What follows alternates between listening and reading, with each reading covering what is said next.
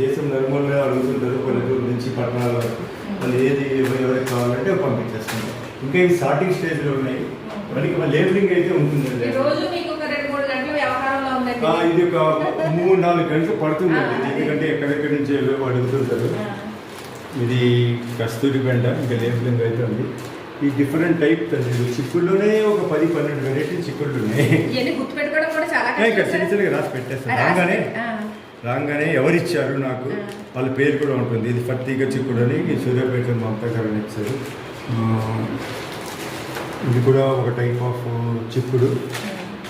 అది కాకుండా ఇక్కడ కూడా ప్యాక్స్ ఉన్నాయి, చాలా ఉన్నాయి. ఇవన్నీ వంకాయ సీడ్స్, తర్వాత ఇవన్నీ గుమ్మడి ఇవన్నీ. ఇంకా ఇవి కూడా ఏంటంటే డిఫరెంట్ టైప్స్ ఆఫ్ టమోటాస్. ఇంకా సార్ట్ చేసి పెట్టుకున్నా. ఇవి ఏంటంటే ఆకుకూరలు కొన్ని.